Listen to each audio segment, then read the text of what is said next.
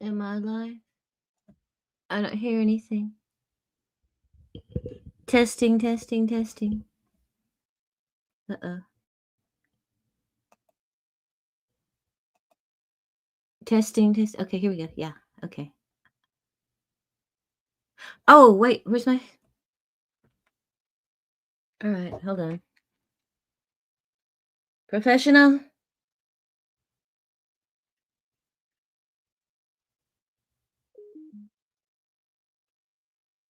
Powering on. Welcome to All Tech Lansing.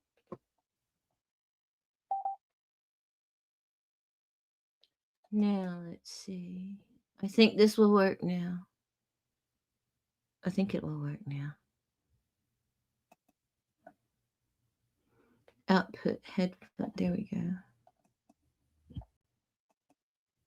Well, I hope it works.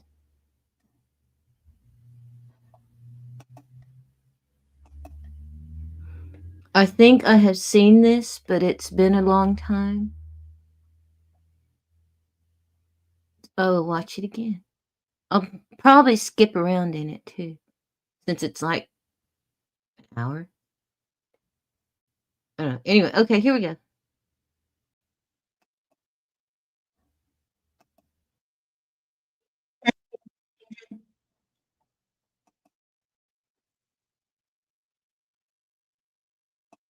I don't hear anything.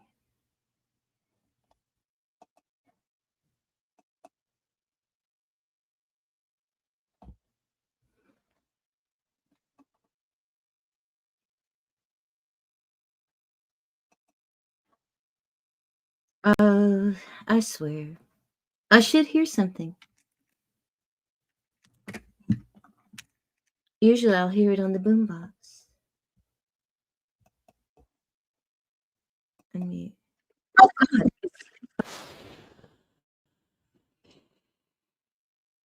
Oh, my. All right, here we go.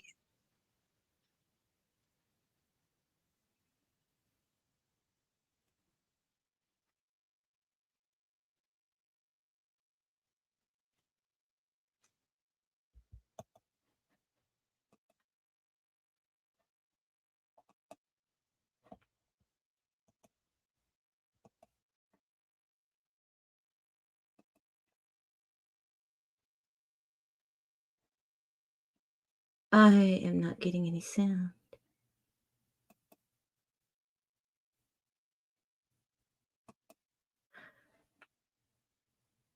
Should know about Ghislaine Maxwell's family. I know the Ghislaine Maxwell trial is on right now. It took a long time coming, and it looks like it's shaping up to be a complete farce. But in the video that I'm going to present to you today, I hope you'll see why it shouldn't be. Ghislaine Maxwell was just one piece of a major, major operation.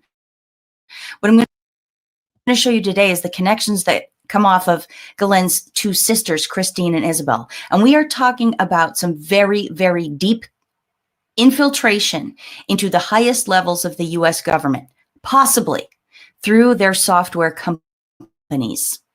And then I'm going to, in the second half, pull some threads that come off of the connections of Isabelle and Christine's husbands, of which there are 4. And 3 of them are extremely interesting. And finally, at the end of this rebroadcast, it's about the last 10 minutes of the hour-long re-upload, is a fascinating story that connects through one of the Maxwell sisters to their husband's father, who was a founding member of something called the Rocket Boys, which was Jet Propulsion Labs, which was the precursor organization of what we now know as NASA. And you are not going to believe this story. All of it is mind-blowing, but I got to warn you, it's about an avalanche of information. It's an avalanche. So you will be overwhelmed at the end of it. Some of the references you might think I should have done a better job explaining, but you have to understand, this was just a part of 12 deep dive videos that I did into Epstein, Ghislaine Maxwell, Robert Maxwell, the Maxwell sisters, the scientists involved, the Edge organization, all kinds of things that surround this. I hope by the end of this hour that I'm rebroadcasting right now, you'll go back and look at some of my older Epstein videos, and you'll start to see how everything, what we're going through right now, even with COVID and the bizarre globalist agendas, the nonsense things they're doing all over the world and restricting freedoms, I think you're going to see that it is truly all connected. Watch for the threads of engineering humanity and compromising officials that run through what I'm about to show you. Okay, because the video is so long on its own, the two-part video, I've melded two of my videos together here, edited them a bit. I'm going to stop talking now. I'm going to let the videos play. But before I go, don't forget to go over to my website, which is all revamped and new, amazingpolly.net. I've got new things on there like Polly's picks for videos that I've seen that I really like, or articles I've seen that I recommend. I've put new links into the slideshow for websites that you might be interested in. And I've got a new blog post up there. So I'm really trying to keep up with it now. Amazingpolly.net. On the contact page is where you can find ways to contribute to my work if you would like to do that. There's an online payment form, and there's also my P.O. box address there if you'd like to send something through the mail. The mail seems to be normal again right now, so that's a good thing. All right, everybody, enjoy this hour-long deep dive into Ghislaine Maxwell's two sisters and their really insane connections inside and outside of the United States. In today's video, what I want to do is look at two of the sisters of Ghislaine Maxwell. I want to look at Isabelle and Christine. In this video, I'm going to present to you a brief history of those sisters' involvement in the software field, and in fact, the information field in general. Here they are here, the twin Maxwell sisters. They're a very important tentacle of the Epstein case, although it's more accurately, I suppose, described at this point as the Maxwell case, because Jeffrey Epstein is dead. He committed suicide in his cell. And so whatever the reality of that situation is, for our intents and purposes, here in the way things really go, I suggest to you, Jeffrey Epstein will always remain dead. He's not going to make some surprise appearance at a trial. We're not going to see him anywhere working with the government. I really just don't think anything like that happened. That being the case, I think we should focus on the living. And most of the blame at this point that could be pointed anywhere for the sex trafficking operation that Jeffrey Epstein is accused of running, the blame for that now should shift to Ghislaine Maxwell. She has been accused of being the procurer and groomer of the underage girls for Jeffrey Epstein's operation. And while we're talking about it, what was that operation really? Now, aside from servicing the needs of rapists and perverts, it was also a compromise factory, a blackmail and extortion factory when you look at it. They made sure to go after very rich, powerful, connected people.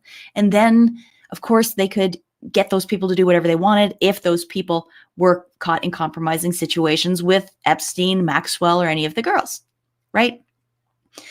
The whole Maxwell family, I think, is in on this game. Their whole raison d'etre is information. After all, let's not forget, let's look for a second at the father, the patriarch of the Maxwell family, Robert Maxwell. Robert Maxwell, a.k.a. Robert Jones, a.k.a. Robert du Maurier, a.k.a. Abraham Lashby, a.k.a. Jan Ludwig Hock. He's been accused, credibly, of being involved with the KGB. We know he was British military intelligence, and it's possible that he was in MI6. He's also been accused of being Mossad by Seymour Hersh and many other people. People also are saying that Jeffrey Epstein could have been a Mossad agent as well. So given that we know for a fact Robert Maxwell was involved in a lot of shady dealings with spy agencies, and his daughter Ghislaine was involved with Jeffrey Epstein, who appears to have been running a blackmail operation.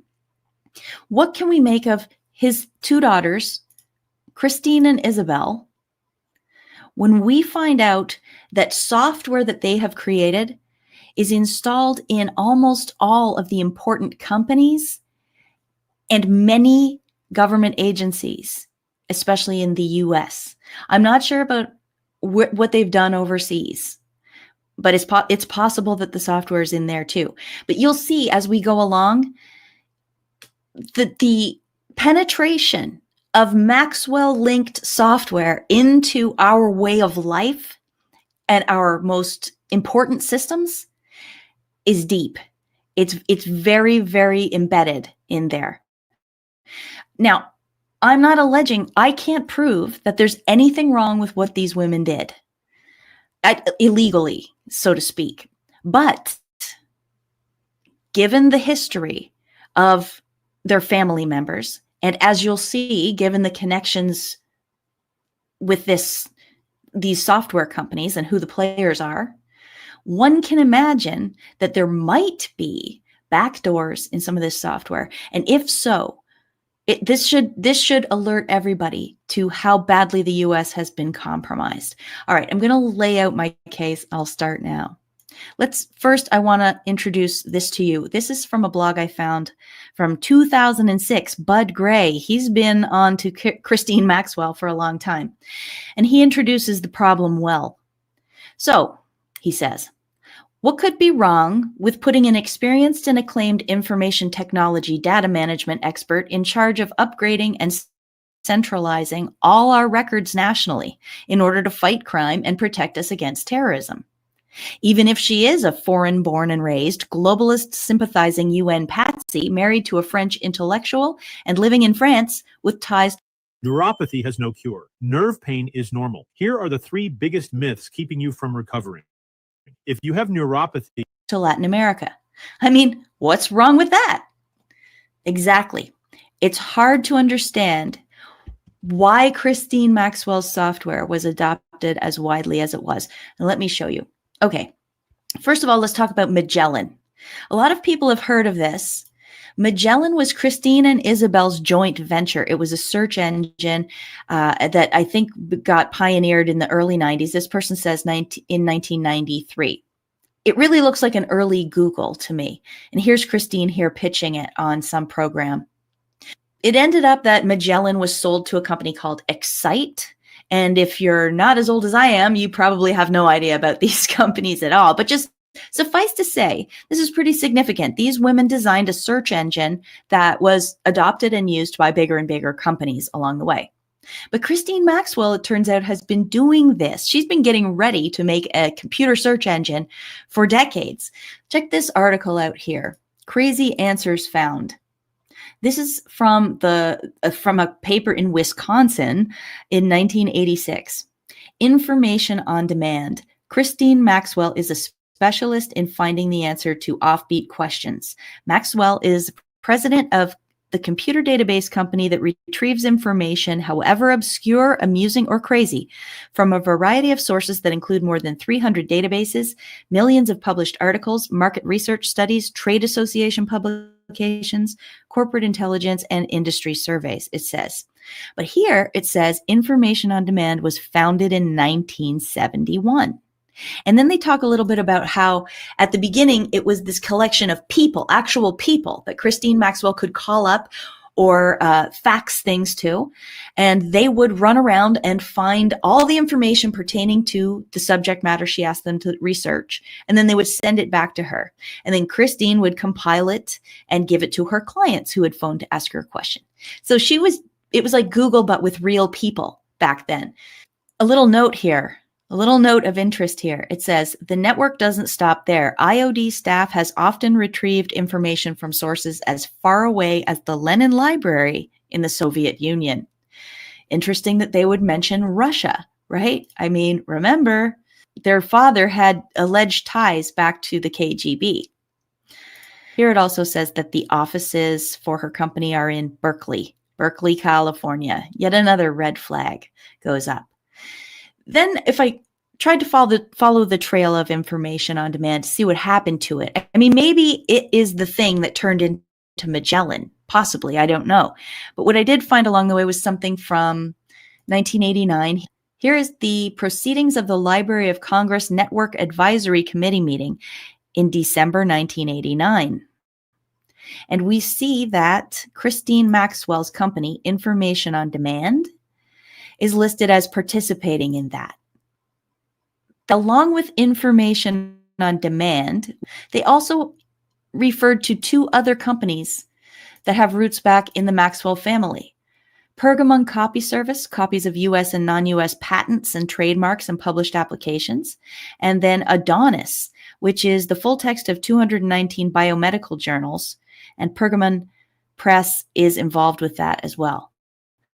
So that's the Library of Congress. The Library of Congress stores, it's supposedly the biggest library in the world. Let's put it that way. And there's Christine Maxwell and the Maxwell group of companies before her father died, Pergamon Press, involved in the pitch to work with the Library of Congress to collate, computerize, store, reorganize, and distribute all of that information. That is huge. In that paper, we see what Christine Maxwell's pitch is. The federal libraries need to reassess current restrictions imposed on their use. In principle, Information on Demand is prepared and would like to enter into a joint venture, which, for instance, could better disseminate the information held in federal libraries. I wonder if that ever happened. I did some digging to see if I could find out, but I can't tell. But what is interesting is that they had a new guy come in at that point, and he started the first ever program where private funders could participate in the Library of Congress on some level. I'm not sure whatever happened to it, but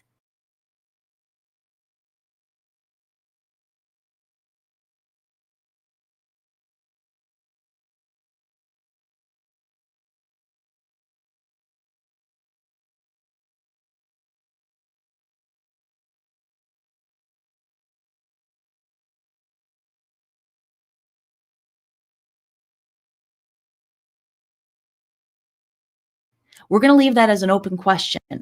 We're going to think that she probably did get some kind of contract, because if you know how these government panels work, they invite very specific people to give presentations.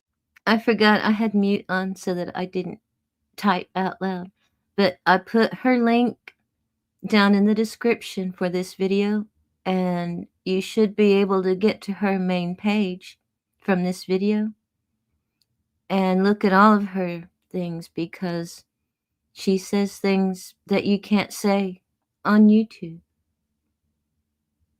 So they've already kind of decided who they want to work with. And she was invited to be a member of that advisory committee. It should also be noted that Robert Maxwell was already raising eyebrows back in the UK when his daughter and his company were represented at that Library of Congress Advisory Committee. He had already been being looked at for possibly engaging in illegal activities back in Britain by that time. So I don't know if the Library of Congress knew what they were doing or not. Moving on from the Library of Congress element of this, we go back to this article, How Globalists Are E-Managing Us, and the author Bud Gray links to an article from the Washington Post from 2006. It's called FBI Shows Off Counterterrorism Database. The investigative data warehouse launched in January 2004. And it says that the FBI's database has more than 659 million records culled from more than 50 FBI and other government agency sources. So what company made the FBI their new database? Which company installed the software for this? It says here, the system designed by Chiliad, Inc. of Amherst, Mass. The owner and co-founder of Chiliad, Inc. is Christine Maxwell. This is such a boom. Now we've got Information on Demand at the Library of Congress and Chiliad at the FBI. I don't know if there's anything wrong with it. All I'm saying is she comes from a spy family. And Software is notorious for having backdoors built into it so that you can infiltrate the data. And once you've infiltrated the data, think of the power that you can have. But there's more. I'd like to draw your attention to this, to 1999, when Chiliad partnered with Hewlett Packard. If we go back here to how globalists are e-managing us, it says that Chiliad jumped from the shadows recently by announcing a $24.5 million investment from Hewlett Packard Company. The two companies also formed a strategic alliance in which Chiliad will use HP servers, while HP will explore how to use the startup's search technology in its products. HP will explore how to use Chiliad's search technology in its products, its servers, HP-made servers. Now look at this. Carly Fiorina started as chief executive officer for HP in 1999. In a September 2015 interview with Michael Isikoff, Fiorina said that in the weeks following the September 11th terror attacks in 2001, she received a phone call from Michael Hayden, then the director of the National Security Agency, asking her assistance in providing HP computer servers to the NSA for expanded surveillance. Fiorina acknowledged she complied with Hayden's request, redirecting trucks of HP computer servers that were on their way to retail stores over to Washington's Beltway.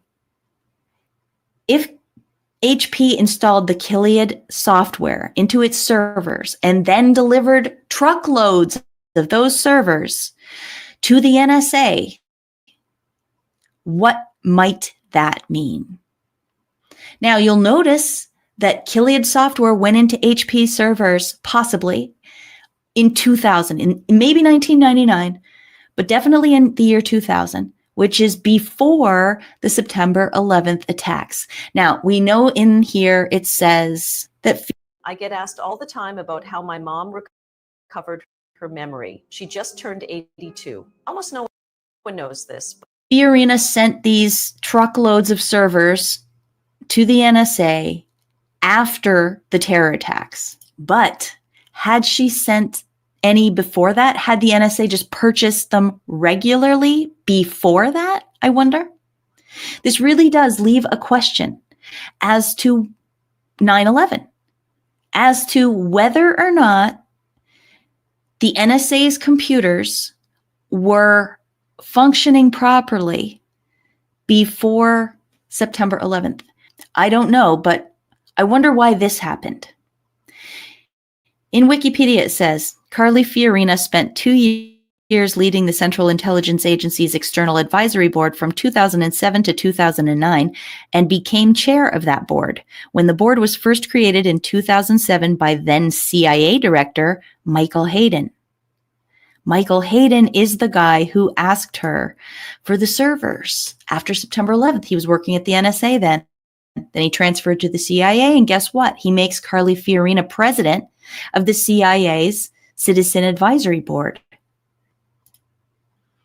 So now this picture looks like this. Christine Maxwell's Chiliad goes into the FBI. Christine Maxwell's Chiliad plus Hewlett Packard servers went to the NSA and possibly the CIA. She also, very likely through information on demand, works with the Library of Congress. You see how deep this goes. And one more thing about Christine before we move on to Isabelle. Christine Maxwell prepares and presents first ISOC discussion paper to UNESCO. This is the Internet Society, and this was in the year 2000. It says it on here somewhere. Oh, here it is. If we look at what we've got so far with the Maxwell family, we've got Robert Maxwell, suspected Mossad, KGB, possibly MI6, with his daughter Ghislaine and her friend Jeffrey Epstein creating a sexual blackmail operation, influencing very powerful people and scientists in particular, and also a source of dark pool funding. Jeffrey Epstein supposedly was a financial advisor to all these billionaires, but was he really? Maybe he was just a conduit for their money to go to finance some creepy Frankenstein science projects. Robert Maxwell's other daughter, Christine, creates information on demand Magellan, and Chiliad. Chiliad, between these three, they're in the Library of Congress, the National Security Agency, the FBI, the Treasury, that's by extension of the FBI contract, possibly the CIA, HP servers, and she works with the United Nations and is an advisor to UNESCO. Now we'll move to her sister, Isabelle. Isabelle Maxwell, of course, was partners with Christine in the Magellan search engine, which sold to Excite. But the big deal with Isabelle is this company, Comtouch. Apparently, she was asked to be president of that company, I think 1997 or 1999. We'll get to it in a minute. And this is an Israeli software company, apparently. What is it? What does it do? It started out mostly with email, but it did move to other areas.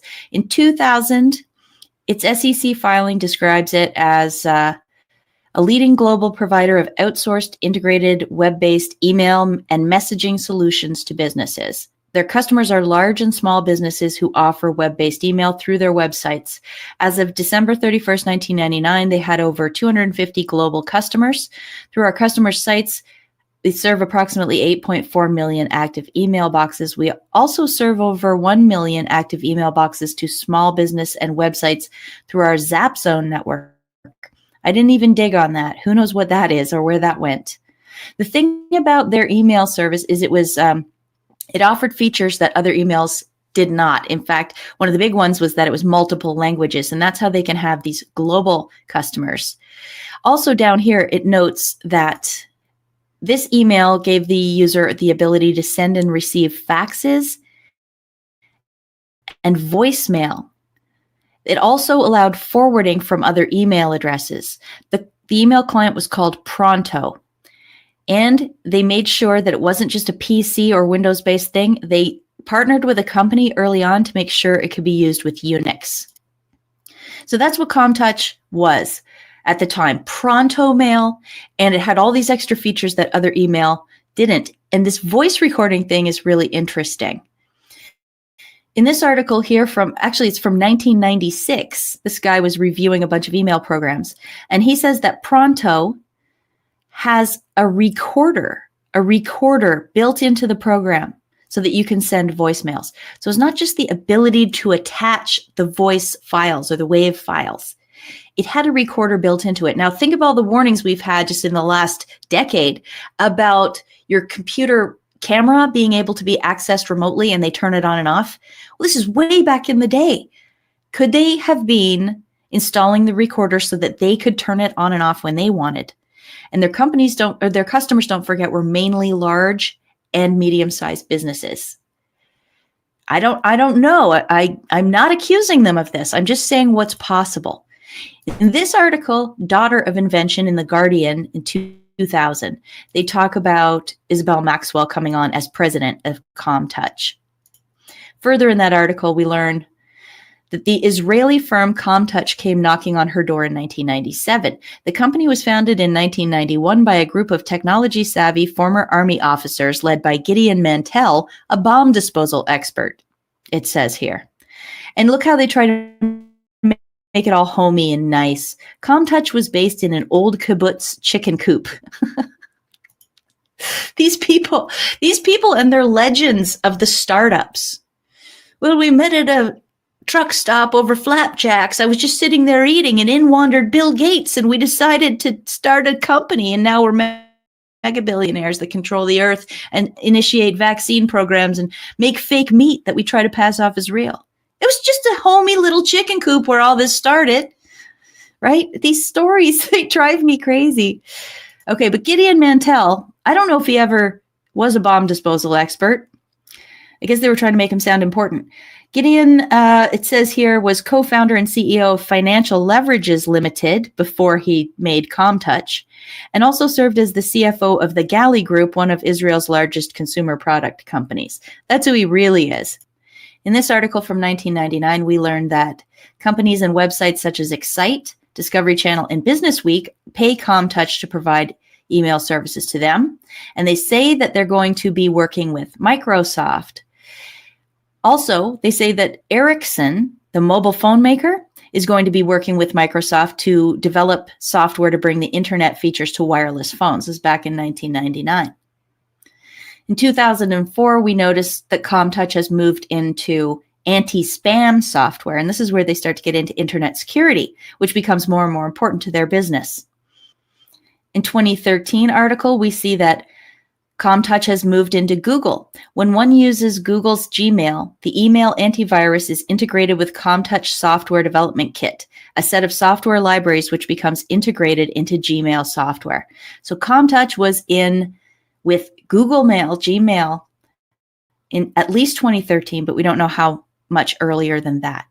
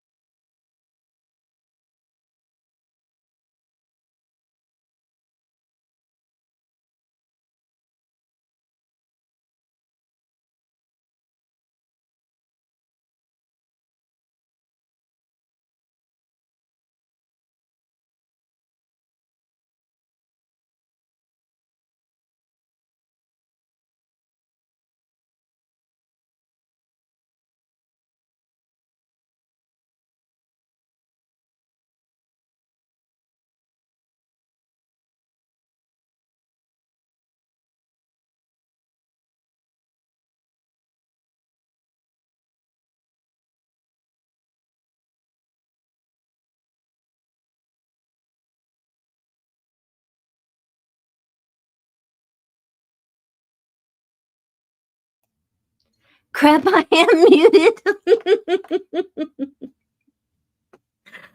Oh, God. You'd think I knew how to do it by now. But I'm going to quit. Dang. And I put, hold on, let me do this. Hold on. Put a link. Is that going to work? Maybe it will work. But no, this is amazing, Polly. I'm going to quit because it goes on for like another hour. And I hope people go to her Rumble and watch her other videos. Like I said, she's got a lot of it on COVID and how that was connected and played out. And this is all older stuff too. Like 2019 is, that's what this one is from. And her other stuff is from before the pandemic. She was putting out things. And now it's becoming, it was relevant at the time, but it was a crazy conspiracy theorist. But now everybody can see the truth in it. So, hold on. Did it work? I hope it worked. It looks like it worked. How long have I been going on? Is it half an hour? Really?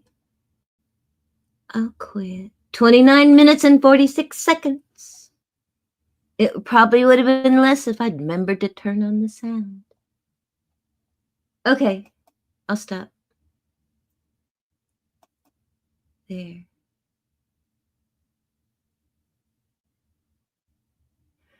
Yeah. I act like I know what I'm doing. Sometimes it's more believable than others. I should play some music. I mean, I don't need to, but I will. I'll just do one. Just one.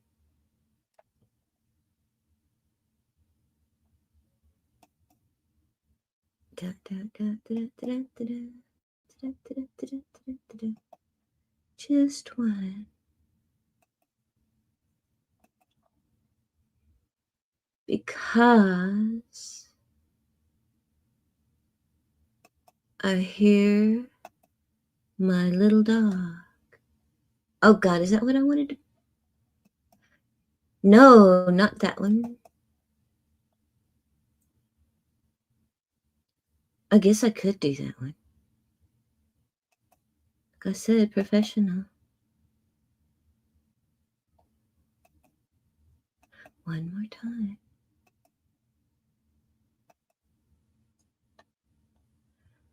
Just one song. Yeah, my little dog is getting noisy. I think she's going to need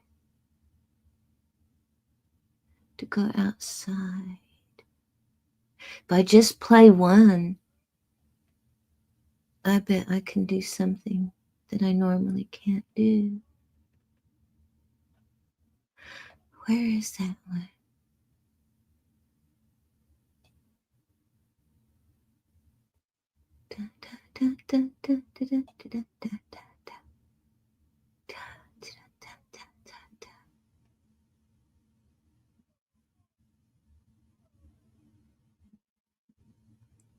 I think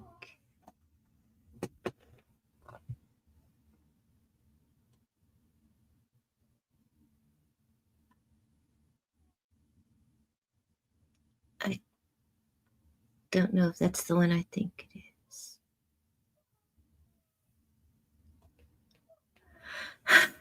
I guess I'll turn this one on. There we go. Pick for me.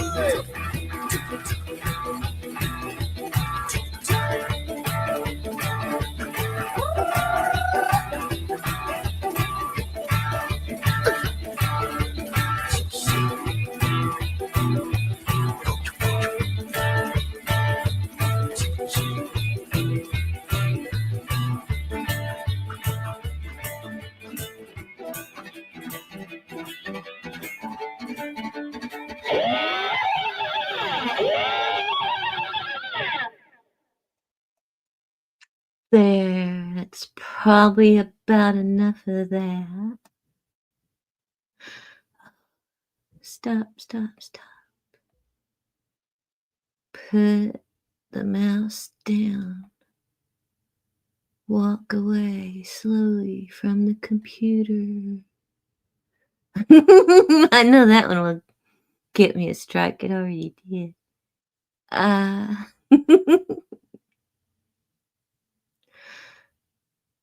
Oh, I'll do this one. Create your perfect back-to-school setup at One 511. more. Okay. Okay, one more thing.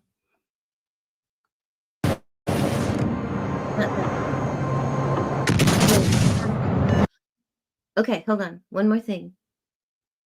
If you want to hit a high note, I swear, people. Let me get out of here. Like I said, professional. I don't want that one. I want to get in here somewhere and do one video.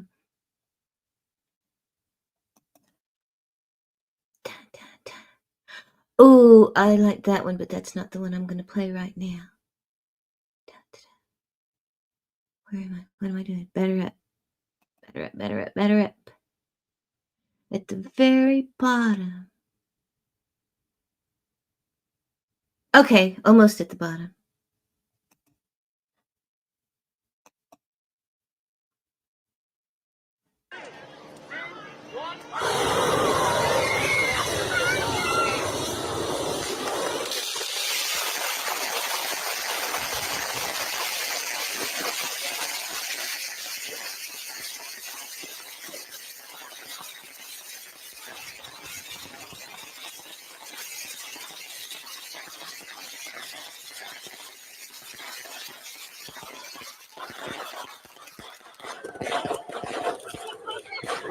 If Communist China flies a drone into Oh, America to see what life is like here, this is what the drone will see from the air before being blown out of the sky.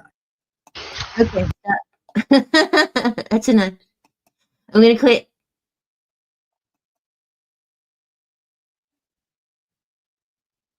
I can only be so professional for so long.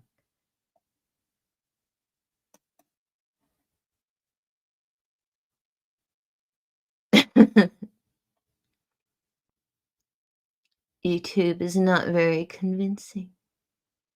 Oh, well, you're welcome. I'm glad y'all came by.